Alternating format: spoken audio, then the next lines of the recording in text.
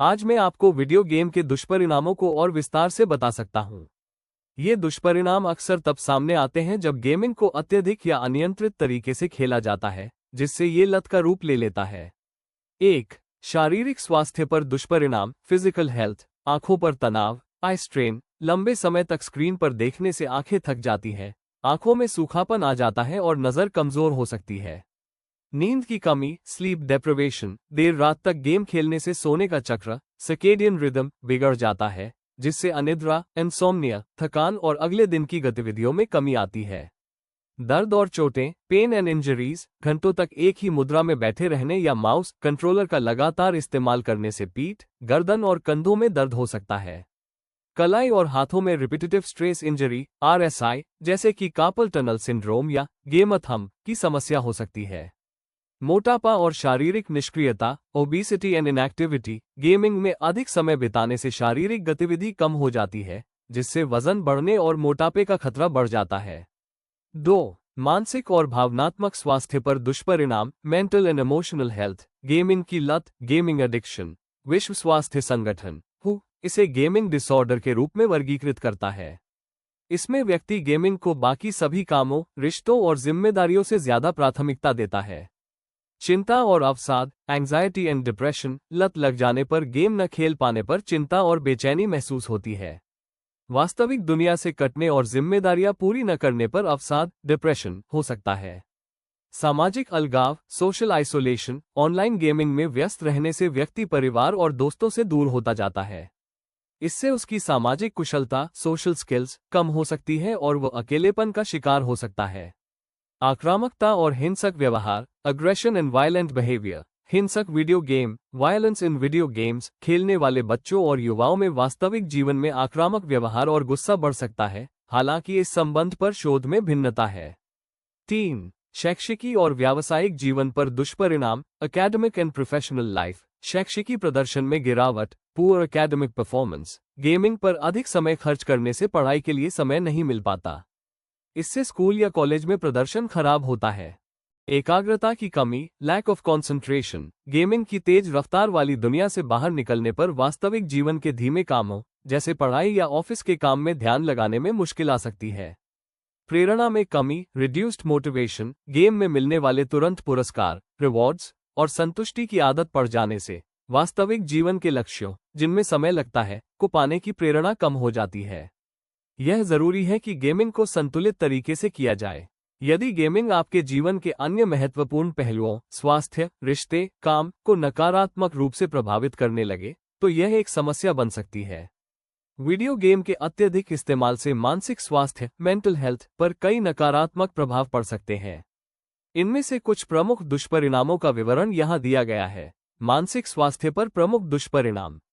1. Gaming की लत, gaming addiction. सबसे बड़ा दुष्परिणाम गेमिंग डिसऑर्डर या लत का शिकार होना है। अनियंत्रित इच्छा। व्यक्ति गेमिंग को अपने जीवन की अन्य महत्वपूर्ण गतिविधियों, जैसे पढ़ाई, काम, रिश्ते से ऊपर रखने लगता है। त्याग के लक्षण, विथड्रॉल सिम्टम्स। जब गेम खेलने को न मिले तो चिंता, एंग्जाइटी, चिड़चिड़ापन, इरिटेबिलिटी और बेचैनी महसूस करना। नुकसान के बावजूद खेलना। गेमिंग के कारण स्कूल या नौकरी छूट जाने या रिश्तों में तनाव आने के बावजूद खेलना जारी रखना। 2. चिंता और अवसाद, एंग्जाइटी एंड डिप्रेशन। सामाजिक अलगाव। घंटों तक अकेले गेम खेलने से वास्तविक दुनिया के सामाजिक संबंध कमजोर पड़ जाते हैं, जिससे अकेलापन और अवसाद, डिप्रेशन हो सकता है। प्रदर्शन का दबाव। ऑनलाइन मल्टीप्लेयर गेम्स में लगातार अच्छा प्रदर्शन करने का दबाव तनाव, स्ट्रेस और चिंता को बढ़ा सकता है। आत्मसम्मान में कमी। जब व्यक्ति गेमिंग में बहुत समय देता है और वास्तविक जीवन की जिम्मेदारियां, जैसे अच्छे ग्रेड लाना या नौकरी में सफल होना, पूरी नहीं कर पाता, तो आत्मसम्मान, सेल्फ एस्टीम कम हो सकता है। 3. नींद और व्यवहार संबंधी समस्याएं। नींद में बाधा, स्लीप डिस्टर्बेंसेस। देर रात तक गेम खेलने से सोने के चक्र, स्लीप साइकिल में गड़बड़ी आती है। नींद की कमी से मूड स्विंग्स, ध्यान केंद्रित करने में कठिनाई और दिन भर थकान रहती है। एकाग्रता में कमी। गेम्स में मिलने वाले त्वरित पुरस्कार, इंस्टेंट रिवॉर्ड्स और तीव्र उत्तेजना की आदत के कारण वास्तविक जीवन के धीमी गति वाले कार्यों, जैसे पढ़ना या सुनना, में ध्यान लगाना मुश्किल हो जाता है। 4. भावनात्मक नियंत्रण में कमी। चिड़चिड़ापन और गुस्सा, गेम में हारने या प्रगति न कर पाने पर अक्सर अत्यधिक गुस्सा या निराशा व्यक्त करना। भावनात्मक शून्यता, इमोशनल सप्रेशन। कुछ लोग तनाव या नकारात्मक भावनाओं से बचने के लिए गेमिंग को एक साधन बना लेते हैं। ये समस्याओं का सामना करने और भावनाओं को स्वस्थ तरीके से समझने की क्षमता को कम कर देता है। संक्षेप में, यदि गेमिंग एक शौक से बढ़कर बाध्यकारी आदत बन जाए, तो यह व्यक्ति की मानसिक स्थिरता और जीवन की गुणवत्ता को गंभीर रूप से प्रभावित कर सकता है।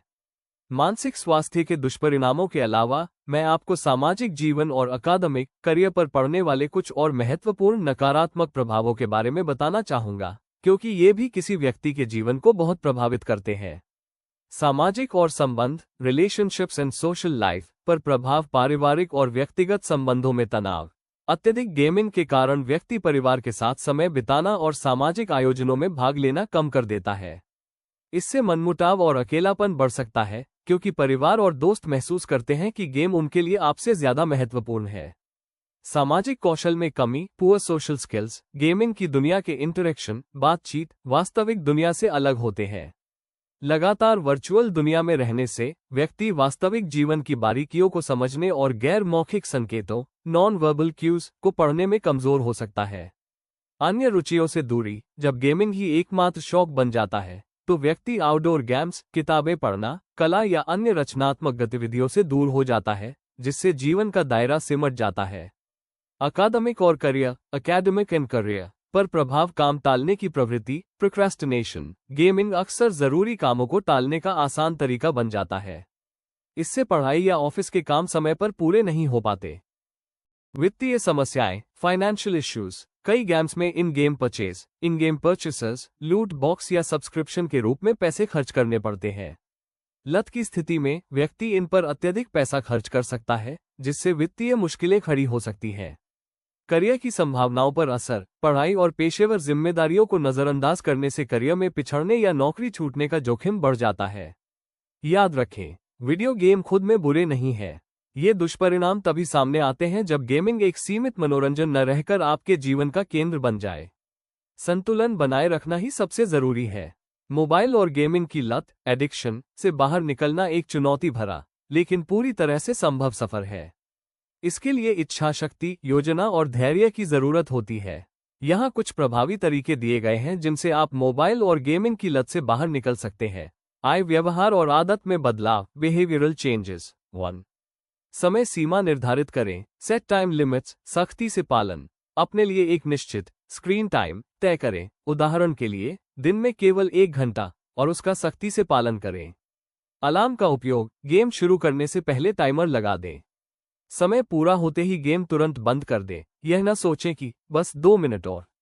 2. ट्रिगर्स को खत्म करें, एलिमिनेट ट्रिगर्स। नोटिफिकेशन बंद करें।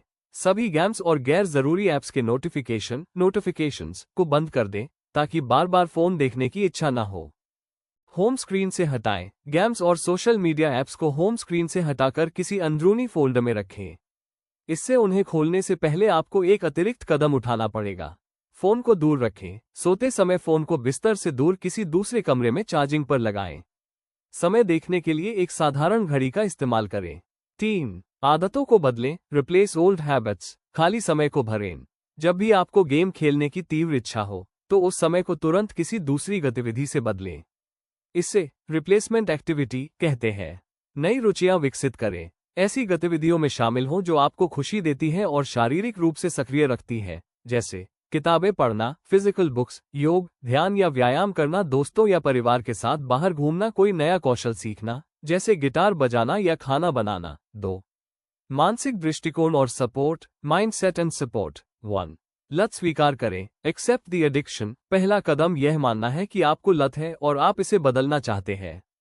खुद पर चिल्लाने या निराश होने के बजाय अपनी इस समस्या को समझदारी से स्वीकार करें।